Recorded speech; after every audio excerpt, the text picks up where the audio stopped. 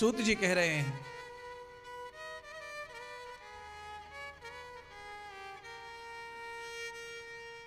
शंकर के साथ में सती का विवाह हो गया तो सती शंकर के साथ कैलाश पर चली गई और संसार करने लग गई।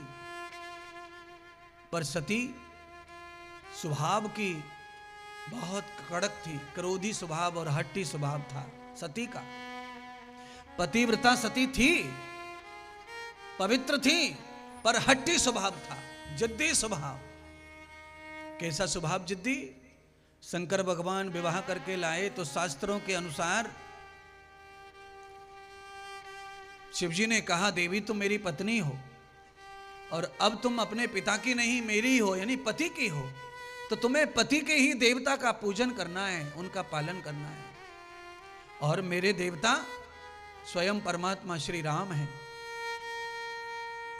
सती, राम की शिष्य बनो आप और राम की कथा सुनो और राम का मंत्र जाप करो। सती ने शंकर भगवान को दो टूक ना बोल दिया, कहा मैं नहीं जानती राम को और मैं राम का मंत्र क्यों जपूं? मैं तो तुमको ही परमेश्वर मानती हूं, मेरे परमेश्वर तुम ही हो। सती माता ने पहली बार पति को परमेश्वर कहा ना, तब से गाड़ोदा की महिला भी परमेश्वर कहती हैं दारू वालों को। अरे वो महादेव है, गुड्डू पप्पू नहीं है वो।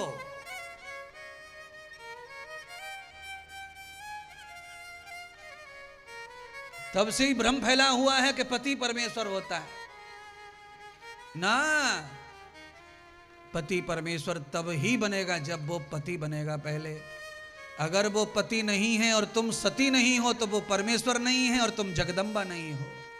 ऐसे तो कीड़े मकोड़े सब पति पत्नी ही रहते हैं, समय पर सब बच्चे पैदा कर रहे हैं, जिसको देख लो वही बच्चे कर रहा है, सब पति पत्नी ही है। दुनिया में जितने भी 4 पैर वाले, 2 पैर वाले, 100 पैर वाले, सब नर्मदा वही कर रहे हैं। क्या अलग है भाई? अलग अगर कुछ है तो वो है दिनचर्या, नियम और धर्म, बस वही अलग है महाराज। अगर कोई महिला स्त्री पति सती है तो उसको पति शिव जैसा मिलना चाहिए, पर योग से, कर्म से, पिछले जन्मों के कर्म और फल के अनुसार पति अच्छा नहीं मिला, पत्नी अच्छी नहीं मिली, तो ये फिर भोगना ही पड़ेगा, अपने को झेलना ही पड़ेगा। पर चंचुला का पति भी अच्छा नहीं था, पर चंचुला ने पति के रहते हुए कभी भी अपने आप को खराब नहीं किया।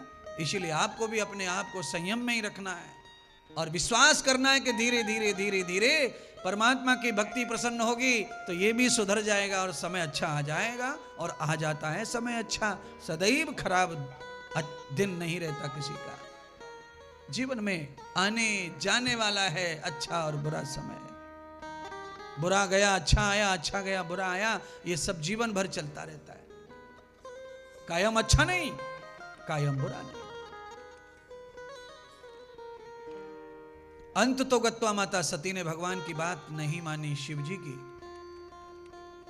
न राम नाम जपा, न गुरु बनाया और न कथा सुनी। कहा नहीं, मैं जब भी गुरु बनाऊंगी तो पहले गुरु की परीक्षा लूंगी, गुरु की पहचान करूंगी। है तो सही ये बात, कहावत भी है, पानी पियो छान कर गुरु बनाओ जान कर, ये कहावत तो है। पर राम के बारे में क्या ढूंढना, क्या परखना, क्या पहचानना? राम तो कण कण वासी है। और महादेव जो त्रिकालदर्शी है, जो सारे ब्रह्मांड का गुरु महादेव है, उससे कैसे गलती हो जाएगी गुरु के बारे में? तो महादेव ने जो गुरु बताया वो सती को मान लेना चाहिए, पर सती ने नहीं माना। तो महादेव को विश्वास था संत महात्माओं पर, ऋषि मुनियों पर।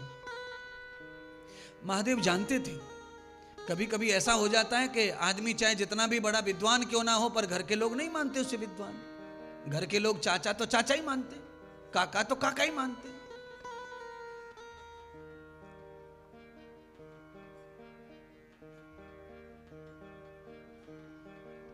अपने मान्यता के ऊपर है क्या मानना है।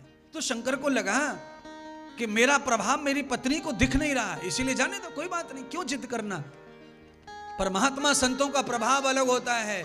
इसलिए जिस समय माता सती को यह संवाद चल रहा था, उस समय सबसे महान ऋषि थे कुंभज ऋषि।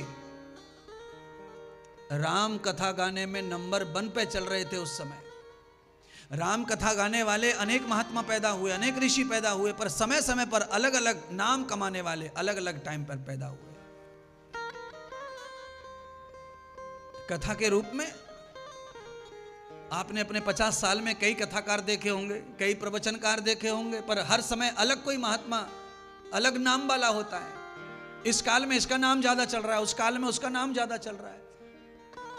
तो भगवान शिवजी जान गए कि कुम्मज ऋषि सबसे ज्यादा राम कथा गाने में, और उनकी वाणी से राम कथा सुनने वाला राम के प्रति पागल हो जाता है, दीवाना हो जाता है। राम के बारे में वो इतना अच्छा बताते हैं, इसीलिए राम की कथा मैं वहां लेके इस पार्वती को सुनाऊंगा तो ये राम की भक्त हो जाएगी।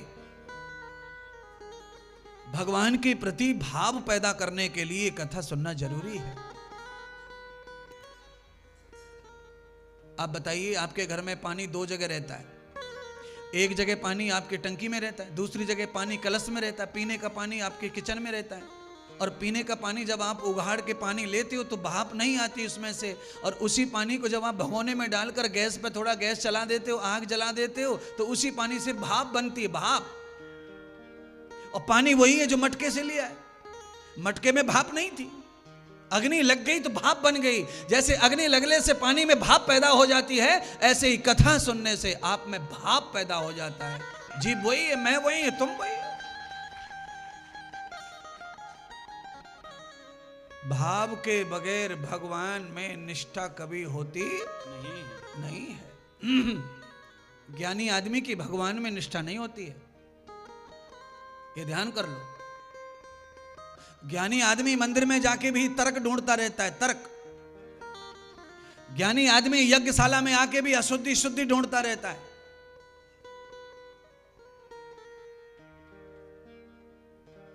आवश्यकता शुद्धि अशुद्धि भी है, पर केवल शुद्धि अशुद्धि यज्ञशाला में उसी चीज के लिए नहीं है। वहां पर भाव प्रधान आहुति चढ़ाकर वापस जाओ, प्रणाम करो, उससे आपको तो फल प्राप्त होगा, लाभ मिलेगा। साफ सफाई तो सब जगह आवश्यक है।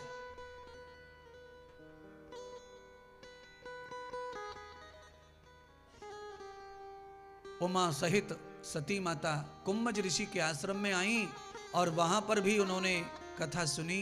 जबरदस्ती लाए थे शिव जी, जबरदस्ती बिठाया, बिना मन के बैठी, बिना मन के सुनी, तो कोई प्रभाव नहीं आया कुम्मज ऋषि का।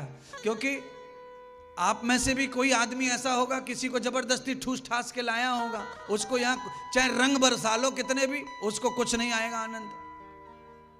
क्यों? जब उसका मन यहां है नहीं तो उसे आनंद कहां से मिलेगा? कथा का रस, कथा का आनंद तब मिलता है जब आदमी का तन और मन एक जगह यही पांडाल में विराजमान है। मन वहां, तन यहां, तो समझ लो आप मरे पड़े। बिना मरे तो, बिना मन के तो मरा हुआ माना जाता है व्यक्ति। आप जब सो जाते हैं, जब आप सो जाते हैं तो आपका मन आपके पास नहीं रहता, तो फिर आप मरे हुए दिखते हैं खटिया में।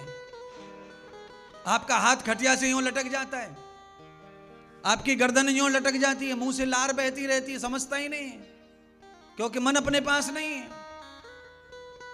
और जब मन आपके पास में आता है तो आप झटका मार के खड़े हो जाते हैं, अपने अस्त्र वस्त्र सही करते हैं। तो बस कथा में भी मन आपका आपके पास अगर नहीं है तो यहां पे डेड बॉडी है ऐसा समझो। फिर डेड बॉडी को कुछ भी सुना लो, कुछ भी टोच लो, कुछ भी जला लो, मिट्टी में गड़ा दो, काट लो, क्या फर्क पड़ रहा है? इसलिए प्यारे बंधुओं, आपको डेड बॉडी नहीं, आपको आत्म स्वरूप होकर भगवान का श्रोता बनकर बैठना है। और जो भगवान की कथा का श्रोता बन के बैठ गया, वो अगले जन्म में देवता बन के प्रकट होता है। देवता माने सुखदेव, तोता श्रोता।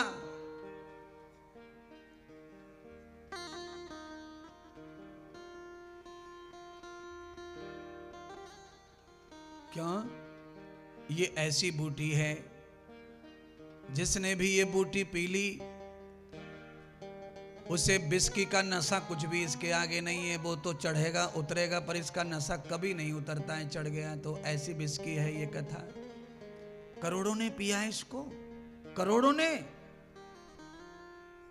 इसलिए महात्मा इंद्रदेव भी आपके लिए लाए हैं, आप पी लो।